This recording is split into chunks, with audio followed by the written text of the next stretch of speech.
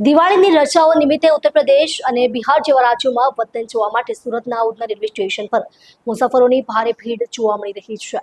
આ ભીડના કારણે મુસાફરોને ટિકિટ અને પ્રવાસ માટે 20 કલાકથી પણ વધુ સમય સુધી લાંબી લાઈનોમાં ઉભા રહેવાની ફરજ પડી રહી છે। મુસાફરોની દયનીય સ્થિતિને ધ્યાનમાં લઈને સુરત શહેર કોંગ્રેસના આગેવાનો રેલવે સ્ટેશન પહોંચી મુસાફરો માટે ફૂડ પેકેટ અને પીવાના પાણીનું વિતરણ કર્યું। આ પહેલના નેતાઓએ મુસાફરોને તમામ પ્રકારની સુવિધાઓ આપવાનું વચન આપનારી સરકારી તંત્ર પર ગંભીર આક્ષેપો કર્યા। કોંગ્રેસના આગેવાનોએ દાવો કર્યો કે તંત્ર મુસાફરો માટે યોગ્ય સુવિધા ઊભી કરવામાં સંપૂર્ણ રીતે નિષ્ફળ ગયું છે। તેમણે કહ્યું કે દિવાળી જેવા મહત્વના તહેવાર પર પણ મુસાફરોને કેટલાક કલાકો સુધી લાઇનમાં ઊભા રહેવાની ફરજ પાડવામાં આવી રહી છે। આ સેવા કાર્યનું નેતૃત્વ ZRUCCના પૂર્વ સભ્ય અને સુરત શહેર કોંગ્રેસના પૂર્વ પ્રમુખ ધનસુખભાઈ રાજપૂતે કર્યું। શું કહેશો, આજે કયા પ્રકારનો કાર્યક્રમ રાખ્યો છે? જે રીતે યુપી બિહાર જતા યાત્રીઓને જે મુશ્કેલી પડી રહી, સરકાર સંપૂર્ણ માનવતાહીન સરકાર છે। 45 કલાક 20 કલાકથી યાત્રીઓ ઉડના સ્ટેશન ખાતે પોતાના વતન જવા માટે લાઇનમાં બેઠા હોય ત્યારે સરકાર દ્વારા કોઈ સુવિધા કરવામાં ના આવતા અમારા કોંગ્રેસના પૂર્વ નગરસેવક અને પૂર્વ શહેર કોંગ્રેસ પ્રમુખ ધનસુખભાઈ રાજપૂતની આગેવાનીમાં ભાઈ અશોકભાઈ, અવધેશભાઈ, બેબીબેન, ભાઈ શ્રેયાંશ તેમજ અમારી અહીંના ઉડના વિસ્તારના જે આગેવાનો છે, ઉત્તર ભારતીય સમાજના બિહારના જે આગેવાનો છે, એ લોકોની આગેવાનીમાં અમે જે મુસાફરો ટ્રેનમાં જવાના છે તેઓને ફ્રૂટ પેકેટ અને પાણીની બોટલનો વિતરણનો કાર્યક્રમ રાખેલ છે। શું કહેશો સિસ્ટમ વિશે? સિસ્ટમ સંપૂર્ણ નિષ્ફળ રહી છે।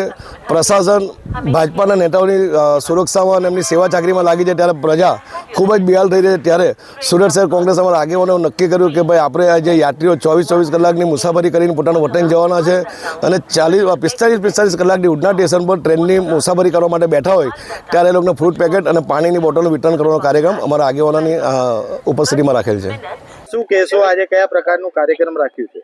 સુરત શહેર કોંગ્રેસના તમામ આગેવાનો, અમારા સાથી અશોકભાઈ, અવધેશભાઈ, કલ્પેશભાઈ બારોટ જે ZRUCCના મેમ્બર છે, રેલવેથી ખૂબ જોડાયેલા છે।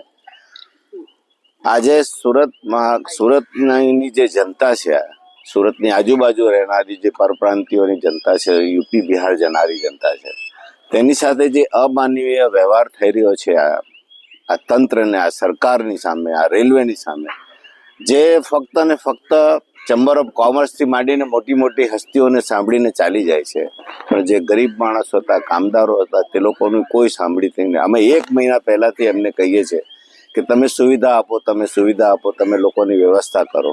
આટલી મોટી સંખ્યામાં લોકો જાય છે, પરંતુ આ બહેરા કાન આગળ કોઈ જાતની અમારે આ સામાન્ય માણસની ને કોઈ સાંભળવામાં આવ્યું નથી, એની કોઈ દરકાર કરવામાં આવી નથી। ફક્ત ને ફક્ત આપ જોઈ શકો છો કે મતની લાલચે એ લોકોએ મોટા મોટા હોર્ડિંગ્સ લગાવ્યા છે, પણ એ લોકોને વ્યવસ્થા જેવી કોઈ વસ્તુ નથી। આપ જોઈ શકો છો કે આ રસ્તા પરથી જાનવર પણ ના આવી શકે તેવા રસ્તા પરથી ગરીબ માણસો આવશે ને આ કામદારો જશે। આનો અમારો ખૂબ ગંભીર વિરોધ છે। અમે કંઈ કરી શકતા નથી, પણ 14 કલાક 15 કલાક 24 કલાકથી પોતાના ઘર બહાર છોડીને જે લોકો જાય છે તેને એક ટોકન રૂપે સરકારની આંખ ખોલવા માટે એક વ્યવસ્થા બનાવી છે કે સરકાર આ બાબતમાં વિચારે કે જે લોકોને 24 કલાકથી બેસાડી રાખો છો તેની પણ આવી કોઈ વ્યવસ્થા કરે કે એ લોકોને જમવાનુંથી પાણીથી માંડીને બધી વ્યવસ્થા કરે। આ એક ટોકન રૂપી